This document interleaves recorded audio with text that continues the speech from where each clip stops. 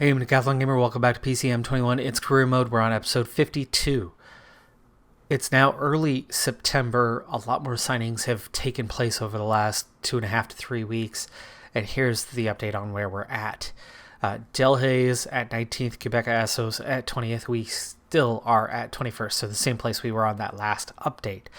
By the way, the question numerous times coming up in the comment section, and somebody did come up with the answer, and I do believe that they are correct, or at least potentially correct. Wanty Gobert is nowhere in the rankings. So Wanty Group Gobert has become either Delhaize or Turkish Airlines, because of course there's two major sponsorship changes at Continental Pro or Fringe World Tour level. So it really could be either one of them.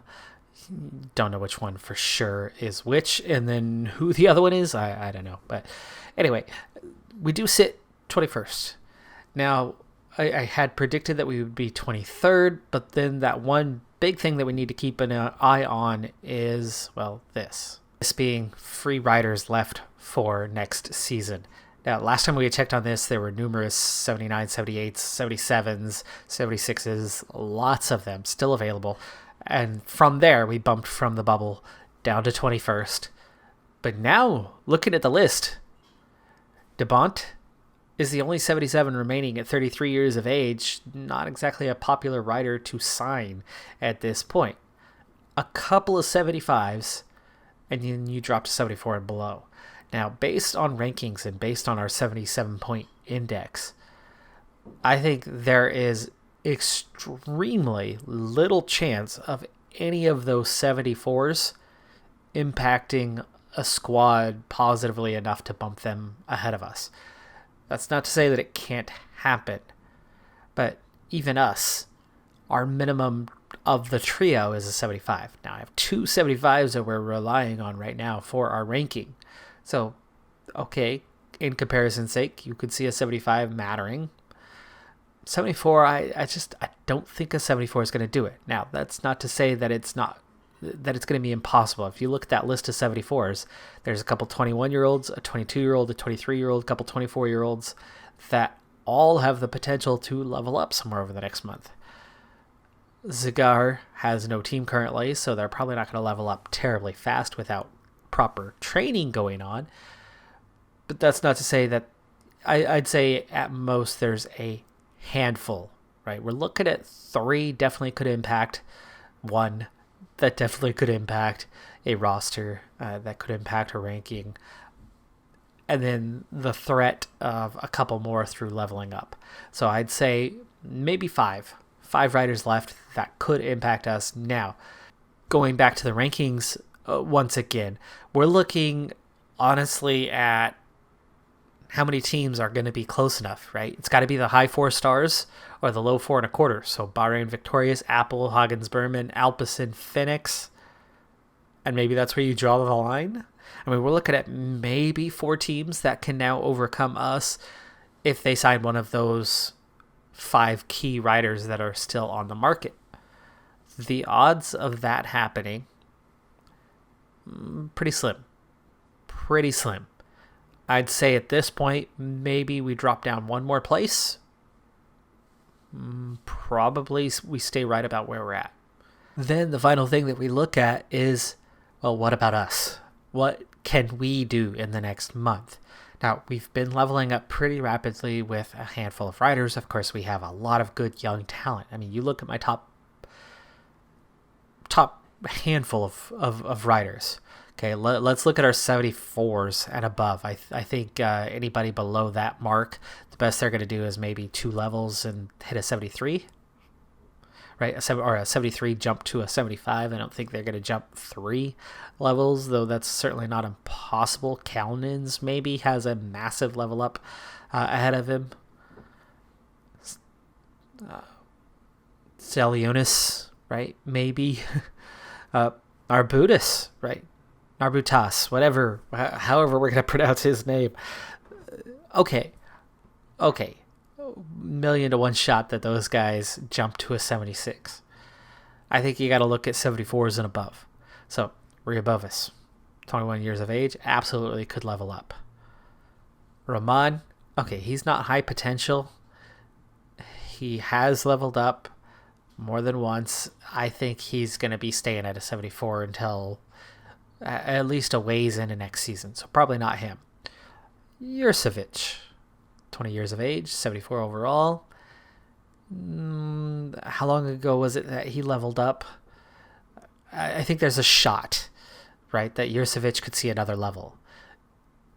If he gets 1, that's not going to impact us. If he gets 2, that's going to give us a tiny boost.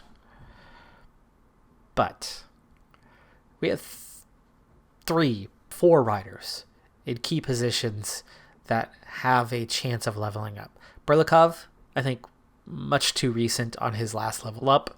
And how much more is he going to get at this point? His leveling up is drastically slowing down. I mean, he's only got 1 more mountain point available.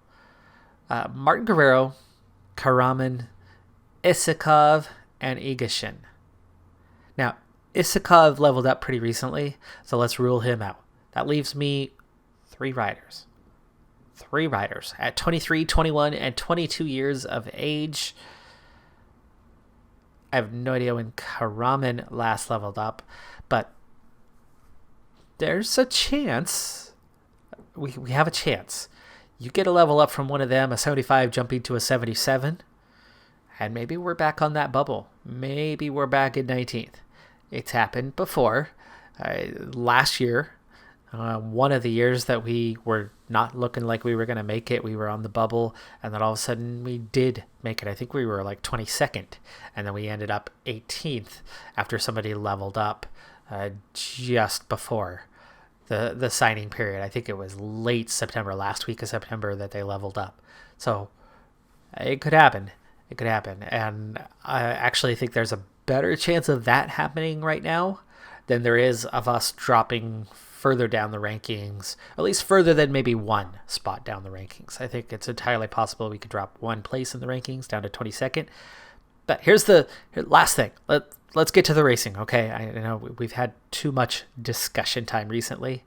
Whether we remain 21st, whether we drop a spot to 22nd, whether we do see a level up and it bumps us to 20th or keeps us 21st, regardless, if we are Continental Pro next season, being that I can see us no worse than 22nd, we will be one of the highest ranked teams in Continental Pro. Therefore, we will have a higher reputation, a higher status. We will get significantly more invites to World Tour races than what we got this year, which was damn near nothing. That much looks assured.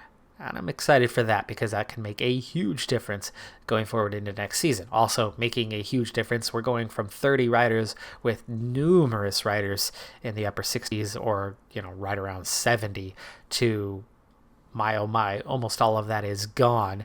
And then you're looking at 72s and above pretty much being standard within the team. More than half the team is 73 and above, meaning we have... we have 1 super high-end guy, and we have some developing racers. Quadruple of stage racers are our top 4 rankings. But as much as our top end is still iffy, hence the, we're not just qualifying World Tour, we have depth that we haven't had before going forward into next season, regardless of whether we make it into World Tour just barely or whether we're still Continental Pro. I think we are looking at more World Tour races, and I think we're looking at having some depth, which means we can support some leaders, which means we can get some results. Not necessarily a lot of wins outside of Berlikov, maybe, and Martin Guerrero under the right circumstances, and maybe others as they level up. We're certainly not going to be winning sprints very often or anything like that. Galvez is not going to be winning too many Classics races, especially at World Tour level. But I think we're going to be a lot more competitive, easily making top 5s over and over again and getting good results on the season itself. Adding to our finances with the new sponsor. And yeah, re-signing Berlikov and Martin Guerrero is certainly not going to be impossible. We'll see how tough it is, though. I have a feeling that Berlikov is going to want like 80 or 90,000, which is just insane, and I don't know if we're going to have that kind of money to throw at him. And we move forward to the Tour of Britain. It's 8 stages long, but 6 of them are sprints. I have 1 sprinter here, so we are not competing in the sprints. We're competing in the other 2 stages. This one, punchy, almost mountain. I mean, it's a hilltop finish. And then 1 8-kilometer time trial, really prologue for the most part, to finish the race up. So we are trying to set ourselves up for a high GC type position on this one as best we can as we go into the final 6 kilometers. Sato leading us up to the base of the climb. Let's put him to 99 for a moment, and then we will get, I've got everybody set to 95. So Molebron at 4.5K. It's time for him to take over. Sato, let's see if he can break toe of anybody behind us. We'll stay with Sato for a moment as Martin Guerrero kind of screws that one up and sets up some other teams a little bit. Ineos are the main contenders on this one, as Ineos are loaded with individual talent. You have Andre Amador pushing really hard right there, but Molebron does well. Gets us down into 3 kilometers to go. I need to gel up for more than one guy on this. What has happened? Martin Guerrero never got that wheel back. Martin Guerrero's wasting a lot of energy trying to get up to his teammates, and Luke Shees is about to get overtaken. 2K to go. Let's gel up for these last couple of guys. Galvez. I think we need to get outside. There you go. Beta. There's that. Frees up Martin Guerrero. Okay, 1.7 and 3 riders to go. Let's go just a fraction of a second longer for Galvez. Let's set it up 1.4. Okay, Maida going at 1.4. Ineos already making their push. A little early if you ask me. Okay, Maida. Now we can sprint Martin Guerrero. Okay, and then 700 meters. Berlikov at full strength. Can he overtake these guys on his way to a stage victory? That was the thing. They went so early. It's an Ineos 1-2, but no, it's not going to be because Berlikov is going to take the win. Ahead of a 1-2 for Ineos, it's Pearson and then Martinez. Bedial is who we bumped off the podium. And we're going to get Martin Guerrero and Maida both up there, highly placed, 6th and 7th on this one. There's 2 more Ineos riders in Amador and Donovan, and then Martin and Kwiatkowski and Osorio. Wow, what a team they brought to this one. How did they not win this thing? Well, because maybe Berlikov is that freaking good. Nah, I think we actually played it a lot smarter than they did. Ineos kind of went solo. They have so many talents, but they didn't work together. Honestly, I didn't expect to see the time gaps that we're getting at the end of this one. Berlikov, if anything, should have earned a time gap in first place, considering all the time gaps that there are behind him, as he was, 4 bike lengths clear at the finish line. That should have been enough for some sort of bonus besides the first place 10-second bonus. But we'll have to settle for that. He's got a 4-second lead over Pearson. Martinez is 6 down. Bedial, not a good prologuer at all. Just a 65 there, 70 in the time trial. So unless he has a positive race day condition that last stage, he is going to lose some time and drop down the order a bit. 8K is pretty short, though, so hopefully he can hang on to roughly a top 5. Martin Guerrero, though, prologue not his strength either. He's a time trialist, so expect him to struggle. Maida, same problem. Galvez, nope, not him either. We've got 4 riders in contention. I don't think any of them are going to be able to take the overall win, but at least we do get a stage win here. And we figure we've got to at least have one, if not a couple riders in the top 10 by the end of this thing. So there's about 45 seconds separating the top riders in the standings.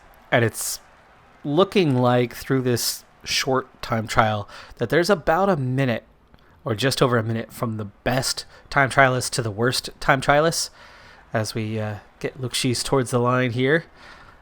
Minute 1, there's that example of kind of where we're at with that. Maida, nice race day condition for him. That's a 78 prologue, 77 time trial, so he's going to be about a 77.5, plus good resistance for him. Yes, I'm excited for that. Martin Guerrero also about to set off, and we'll get him ready. That's big. So realistically, because as you look past the first, I'd say first 6 riders, then all of a sudden you're looking at Haas, Chevalier at 16, 18, 20 to 30 seconds down. The bulk of the riders start coming in at 20 to 30 seconds down. And then a minute to the worst rider. So we're talking about maybe 40 seconds separating the better time trialists towards very, very much not their discipline. So as we go forward, Galvez is one of those guys that's 44 seconds down overall, sitting 15th overall, and we are now pushing an 87. He is a 70-70, so he's okay. He is okay with 2.5K to go. Maida is going just a hair too hard. Martin Guerrero has set off now. We need to start pushing that 87. He's also on a decent race day condition, 79-75. So that's about a 76.5, 77. That's not bad. That is better than what I expected for him. Maida, we will need to back off a little bit. Let's go 86. It's somewhere between an 86 and an 87 to get things just right. And we can go 96 now for Galvez, now 99 to get to the finish line, and 39 seconds down. That's not bad. I don't know if it's going to help him improve his position or anything like that, but I think it will help him from dropping his position. You can see Maida, we're now in that hover zone between an 86 and 87. Okay, push for the line. 14 seconds down in 9th place. Maida, that is excellent. That's going to help him. And Mark Guerrero with an 87 throughout has actually been hanging on to this thing. And we'll go that little bit harder with an 88 and push to the line. And he is just 21 seconds down in 12th place. That is a good result for really all 3 of those guys. Better than expected. Excellent race day condition for Maida, really helping him out. And that's going to give them a significant boost to try to help keep a couple of them or all 3 of them in the top 10. How high they get, I don't quite know. Berlikov, meanwhile, also nice race day condition. He had no speakable bonuses, but a 73-70 and a 75 resistance is looking pretty dang solid. I think he can get away with an 87 just about throughout this thing. +2 race day condition. Unexpected, he came to play. However, with a 4-second lead, you figure he is in trouble. I don't think he's going to hang on to the overall race lead. That just does not seem likely at this point, but he's hovering between that 86-87 territory. We don't need much 86, but we definitely need a little for him to be able to push towards the finish line. Okay, final 500 meters. Tack to the finish. 35 seconds down for him. 37th on the stage. He will lose some time. Bettiol was one of the contenders. Kwiatkowski, both in the top 10. I think the others, not much of a threat. So then you're looking at Maida as one of the best times out there. GC-wise, that's going to be good for him. We're not going to win. Bettiol wins. Martinez, Peak. Berlikov does keep a top 5. Maida gets into the top 5. And Martin Guerrero, 4, 5, and 6. Galvez misses out, though. But 4, 5, 6, yeah, I'll take that. Would have been nice. Berlikov 1 second. Peak, he and Peak both at 20 seconds, and Peak gets the podium, and we don't. That hurts. That hurts. That's a nice jersey, though, by the way. Considering they got same time, and Berlikov won a stage and Peak did not, you would think based on that Berlikov on countback should have third. But apparently they're counting tenths of seconds on the time trial, and that's what put us in that position. Otherwise, Maida just 3 seconds away from the podium himself. Martin Guerrero a little further back, but enough. And you can see the times really start to kind of fill out at that 30 to 45 second range, and then the minute range. And I'm surprised Galvez is that far down, 21st. I thought his time was better than that. He must have been a little further behind than these guys' time was, and I think he was. I think he was about 20 extra seconds further down. subtract 20 seconds off of that, and he's at 48, and all of a sudden he's 13th. But still, good. Not a podium. I knew we weren't really slated to win this thing. We got a stage, and we get 3 guys in the top 6. It's still a good day. And we join in for one more race in this episode. It's the Coppa Sabatini. We're now into the middle of September, so we'll do one last check-in on the rankings and see what riders are still on the market. And if there's any change, I'll tell you first off, we're still in the same position. We're still 21st. We have not had any level ups at this point. But the race, Coppa Sabatini, first thing is Arroyo has crashed out. It's pouring down rain. He was involved in a 2-man wreck. The other guy got up and continued on. Arroyo was out. You can see that we do have the start-finish line right there. A cobbled sector. It's a cobbled climb. I don't have my one good cobble guy, Galvez, is not here for this one. So we'll see how we fare with this. But there's 2 more times to go over that climb. And then the finishing climb is just a punchy little hill that we're going to hit 5 times. So if we can get through the next 2 climbs, which the Peloton is shrinking already down to 91, if we can get through those next 2 climbs without any casualties, without running out of energy, without getting dropped, then we still have a chance in this race. Here we go. Penultimate time through this climb, through this cobbled, you can see right at the top is where that happens. And at the moment, we are seeing splits. We are seeing splits. No, now back together. 33 riders. 33 riders in this group. Let me up their effort. Make sure we stay put the next time through. We're into the last third of the race. I like that we're down to 33 riders, but with 74k to go, I'm not going to make any effort at this point to try to keep everybody else off the back. That's too far away for one team of just 6 riders to get the job done. We do need to get water one last time. We will wait until, well, probably right to the top of that climb. Now it comes back together, 75. That was expected, but through this climb we'll see how we fare through there. We're going to push a little harder. Let's go ahead and push 82.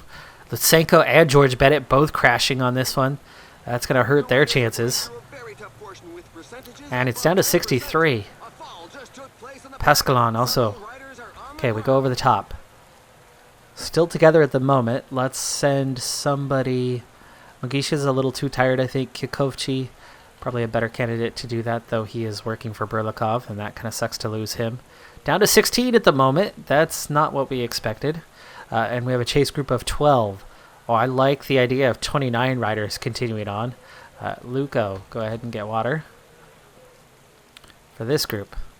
And then it will be back together here quite shortly. Now 29 chasing 10.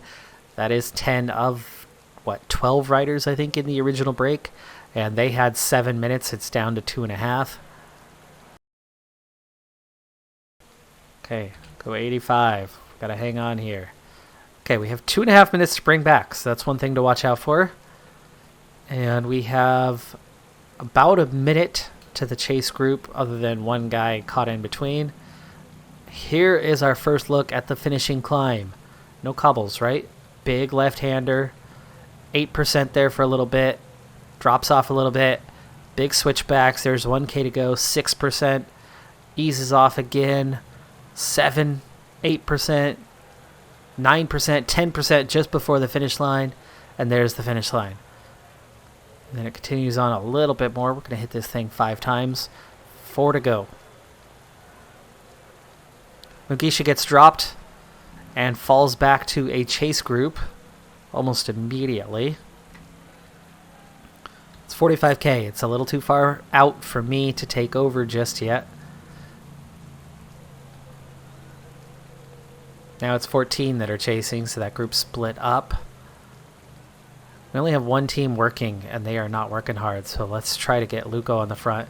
For one thing, the gap is now 2.5 minutes to that breakaway group. So they are they taking time out of us? Because I thought we had caught up a bit. Back to 59.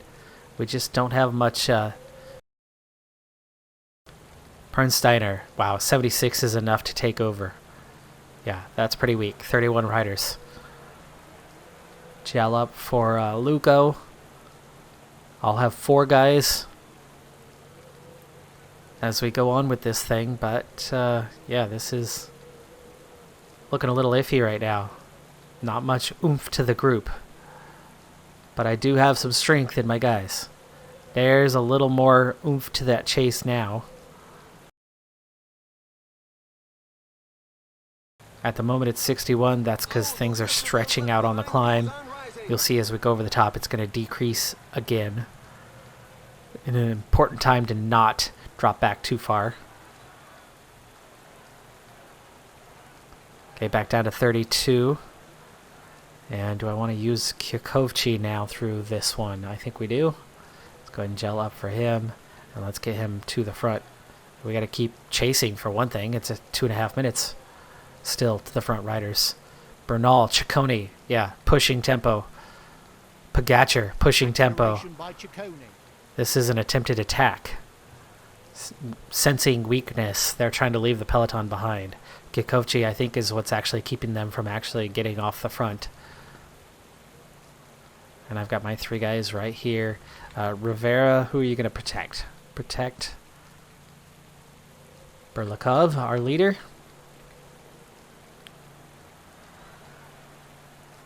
We're actually down to 27, so the group is shrinking. Luco among those who were dropped. Bernal still working, though, so that is hurting his chances. Lutsenko has recovered and made it back into the group. I did not expect that. It was quite a while ago. Van der Poel is here. Yates, I mean, we're up against the best today. 3 times to go on the climb. And 25k to go. Kyakovchi is fading. He is fading. He's going to get dropped, I think.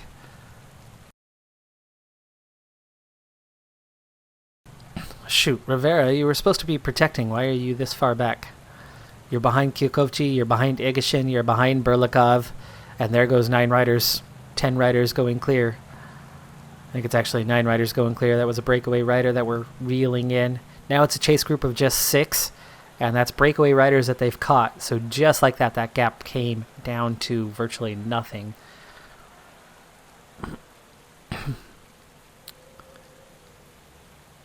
Valenchek, let's put him on relay. Try to make up that gap. We're almost back into it. Another breakaway rider. Sforza. Okay, 2 more breakaway riders. Sfatsian is the back of what we're chasing, and Rivera not doing too well. Not doing too well. We've got to make up some ground. They are now the front. The breakaway has been caught and dropped. And on to Igashin. Can Rivera hang on? I don't know. I don't necessarily want him to. It'd be nice if we can go clear and leave the other 8 riders behind. And now we've caught up to all but Lucas Hamilton. This is good. This is good. Let somebody else do the chasing. Made our way back into it. This is excellent. And now we're seeing that yo-yoing, that push. Rivera is still here. He has not been dropped, but he will be, I'm sure, on this climb. Igashin will get him through this thing. Berlikov's going to be going solo here in just a moment. The riders are in a portion above 10%. In fact, we're going to go solo right now, because if I don't, Berlikov's going to end up getting dropped. Berlikov down to 11, chasing 1. We get blocked off a little bit by Van der Poel. There's that finish line. And that's a 20-second advantage to Hamilton. Thank goodness he looks fit to get back in the race. Ease off, let Pogacar, let the others do their thing. Igashin, protect your leader. 9k to go. Let's hope that Hamilton's lead is not so much. Are they attacking? No. They're not. They're chasing. Alright, well at this point we are almost guaranteed a top 10 as we have 12 riders left in contention and we're almost on Hamilton's wheel with 6.5k to go. Berlikov, not a lot of energy. That -3 race day condition really hurting his chances today. We're seeing an attack right now. We need to follow that. Is that Bernal? That is Bernal and Igashin getting left behind. Lapping somebody there. Berlikov just hanging on to the back of the group. Actually now no longer hanging on. They're continuing their attack. And he's among, what, 4 riders that are about to fall off? No, he hangs on, but barely. 3K to go. Can you follow Ciccone, please? I could see he's tired. I could see that a few riders are going to go clear and go win this thing. Igashin back in the group. Berlikov doing a little bit better. Okay, Igashin's got a lead out for you. Follow. Igashin, go 91. Lead out your man. 1K to go. Sprint it out. Okay, now Berlikov, 600 meters, sprinted out. He's starting from the very back. He will move up. He's going to finish in the top 10. Can he get top 5? I don't know. We're lapping, guys. It's really hard to tell. Vanderpool, Pogacar, Yates, Formolo, Bennett, Ciccone, 7th. No, 8th. 8th. And Igashin, 12th. If he didn't have the negative race day condition, he's easily in better contention for that race, but he's down to nothing in energy. Igashin, who is nowhere near the climber that he is, had a 75 resistance where Berlikov was down in the 60s today. And Igashin, who kept working for Berlikov, was still almost a little bit better off. Resistance makes a huge difference. Today, it cost us a top 5, maybe a podium. I don't know if you're beating Vanderpool, Pogacar, Yates, everybody, but he would have placed higher, guaranteed. Here's a quick update as we wrap this episode up. Magisha onto Felbermayr and Aurora leaving for Novo Nordisk. So that's the first 2 expiring contracts that are on their way out. And the last 77 has been signed. The other 75 has been signed. We have 1 75 now, 2 74s, and then a bunch of 73s. We have a 19-year-old that just leveled up to 73. Ungunsian, I think, is somebody who just leveled up. I don't think he was already there at a 75, so those guys aren't going to go any higher. But at this time, the rankings just look like they're not likely to change. I mean, unless somebody picks up Coleman and Coleman jumps to a 76, I think you're kind of looking at no real threats remaining out there. And the rankings are the same. It looks like Quebec Assos, if we see any level up in our top 3, we could jump them because it appears that us, Bahrain Victorious, have like the same ranking. Delhaize looks like they are a little bit higher in ranking, and then Delco from there. Also 1 step higher.